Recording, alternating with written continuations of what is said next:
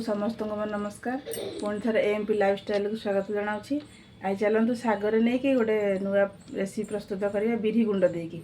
चलतु देखिए कौन कौन तापाई मु नहीं मुझे शाग नहीं 3 प्रकार शाग से दिन बाड़ू जो कखारू डंक शाग आनी नहीं सजना पत्र नहीं यहाँ मुझे खड़ा पत्र नहीं आप लेउटिया पत्र भी नहीं पारे।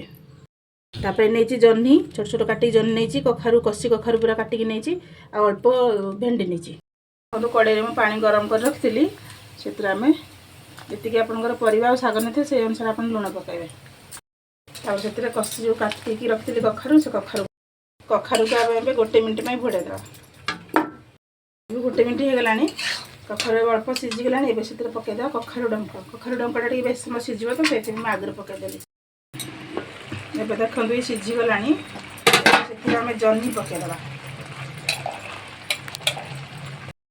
देखु जह्नी पूरा अधा सीझीगला से आम जो कटा शाग रखते काटिक खड़ा शाग पकईदे।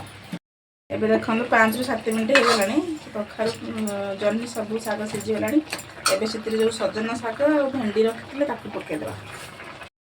आम भल भाव मिसेद मिसई आउ गोटे मिनिट सीझापी छाड़ा बेसी समय सीझे ना भेंडी गुड़ाक लाल लगे।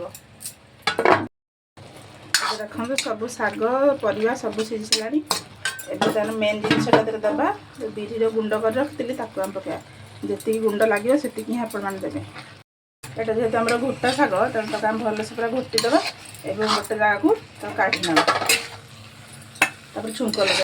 कड़े मुझे तेल गरम कर रखीदे से पकईदे फुटण आ जीरा सोरिष फुटीगला से पकईदे कंचा लंका पकईदे रसुण रसुण लंका पूरा भाजीगला से शाग को पकईदे। देखो मोर प्रस्तुत हो जाइए बिरी गुंड दिया घोटा शाग। आपण भी थे कर खातु केमिति लागला कमेंट जनातु एवं मो चैनल को लाइक करूँ सब्सक्राइब करूँ। समस्ते भले रुहतु।